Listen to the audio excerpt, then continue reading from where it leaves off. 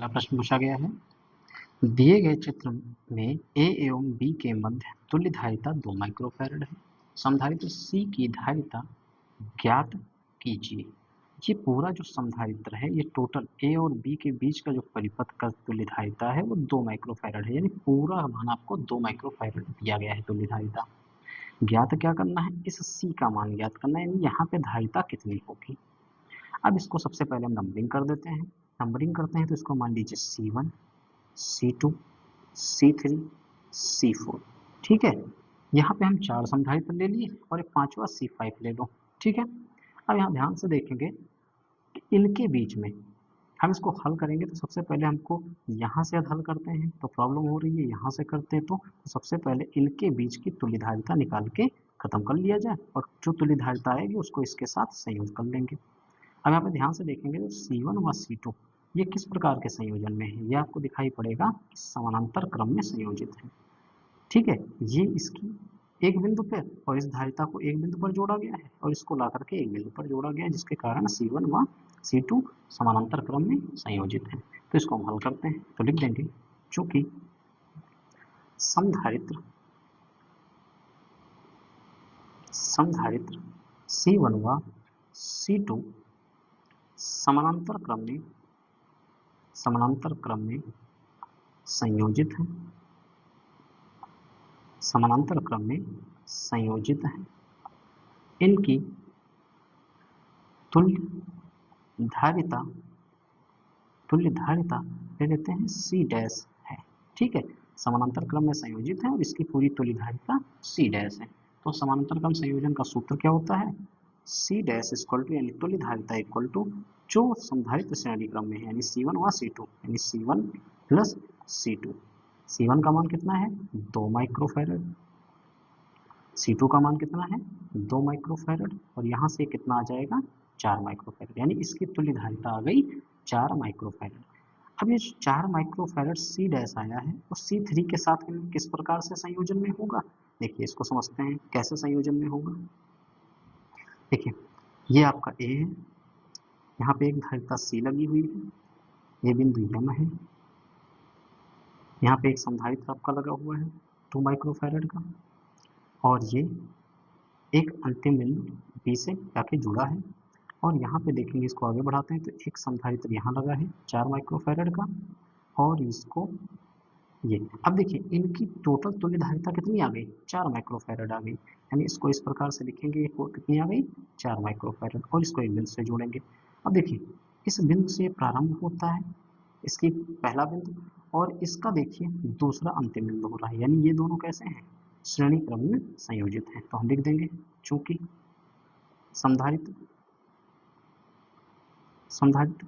यानी ये क्या है आपका C डैश है, क्या है C डैश यानी पूरा कितना आया है C डैश व दूसरा क्या है यहाँ पे C3 हम मान रखे हैं, तो C3 श्रेणी क्रम में संयोजित है। इनकी तुल्य धारिता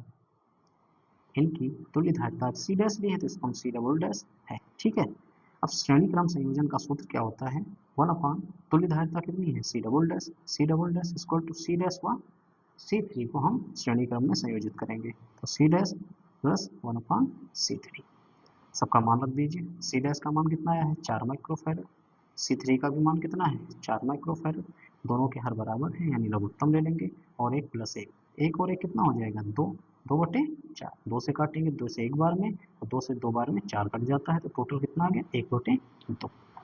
अब ये देखिए 1 बटे C डैश है 1 बटे 2 है, यानी इसको तिर्यक गुणा कर लें या इसको पलट दें तो ये भी पूरा पलट जाएगा, तो क्या हो जाएगा C डबल डैश बराबर 2 माइक्रोफैरड। ठीक है, यानी इनका संयोजन आपको क्या मिल गया 2 माइक्रोफैरड प्राप्त हो गया। अब यहाँ से क्या करेंगे, ये जो आया है चूंकि समधारित्र कौन सा आया है, इसका पूरा आया है C डबल डैश व दूसरा कौन सा है ये वाला, इसको मानेंगे C4 किस क्रम में संयोजित है, अब इसको समझ लेते हैं। देखिए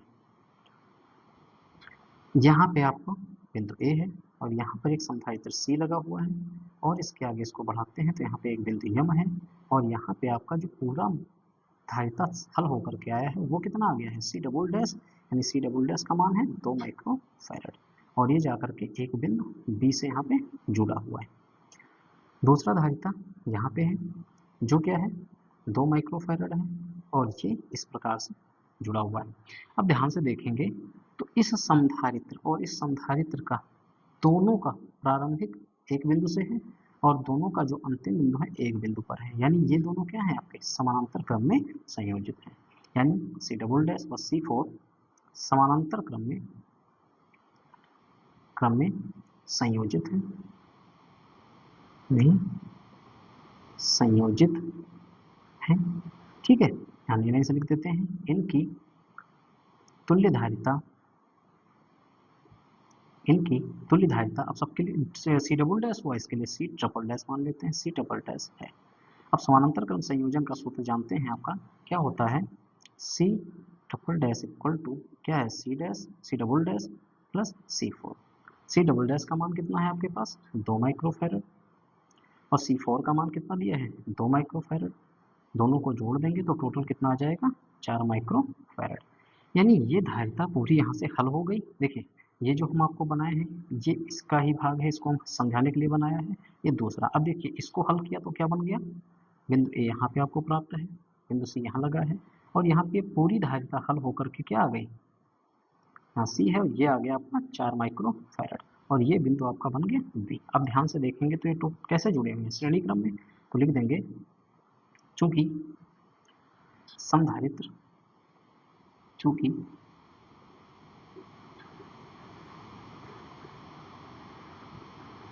ध्यान से देखेंगे यहाँ तक देखिए समधारित्र C डबल डैश व C4, C डबल डैश यानी C डबल डैश कौन सा है जो इसकी तुल्य धारिता आई है ये 2 माइक्रो फैरड, व C4 जो ये वाला आपका है ये किस प्रकार में है, देखिए इन दोनों का एक बिंदु से जुड़ा हुआ है, और इन दोनों को एक बिंदु से जोड़ेंगे तो ये आपको समांतर क्रम में संयोजित दिख रहा है। तो समांतर क्रम में संयोजित है तो इनकी तुल्य धारिता हम C ट्रिपल डैश ले लेंगे, क्यों, क्योंकि पहले भी C डबल डैश ले चुके हैं। तो C triple dash equal to C double dash plus C4 equal to 2 micro farad और plus 2 micro farad. C double dash का मान भी 2 माइक्रो फैरड है, और यहाँ की जो धारिता है वो भी 2 माइक्रो फैरड है, जोड़ देंगे कितना आ गया 4 माइक्रो फैरड, ठीक है। अब इसके आगे हल करते हैं, इसके आगे ध्यान देंगे। अब ये पूरी तुल्य धारिता हल होकर के कितनी आ गई 4 माइक्रो फैरड, और यहाँ पे C धारिता लगी है एक बिंदु से। अब जो अगला चित्र बनेगा वो C और 4 को बिंदु B से जोड़ रहे हैं। अब ध्यान से देखेंगे C व 4 माइक्रो फैरड एक प्रकार से आपको श्रेणी क्रम में संयोजित दिख रहे हैं, तो लिख देंगे चूंकि संधारित्र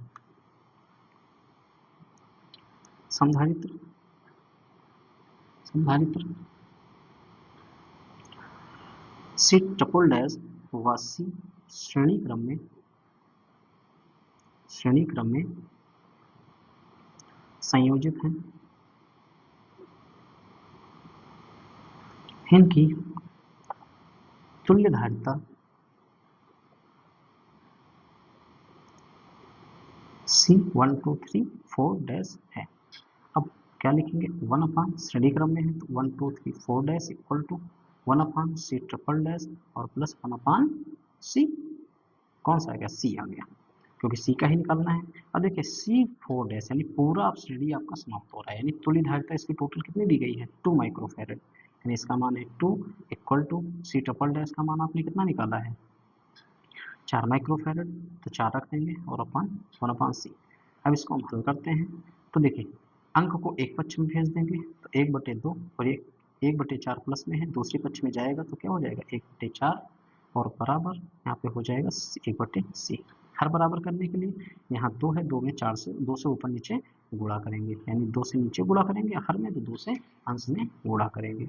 अब देखिए 2 दूनी 4 और यहाँ पे 4, यानी हर आपका क्या होगा बराबर, तो यहाँ 2 1 2 माइनस 1 बराबर 1 अपान C। देखिए 2 से 1 घटाएंगे कितना आ जाएगा 1/4 और बराबर ये कितना आ जाएगा C। पलट के लिख दें तो ये गुणा कर देते हैं, C 1 से गुणा होगा और 4 1 से गुणा होगा, तो C equal to 4 micro farad. तो जो C संधारित्र है वो कितना है 4 माइक्रो फैरड का लगा हुआ है, यानी ये कितना है 4 माइक्रो फैरड का। ये आपका हल हुआ। धन्यवाद।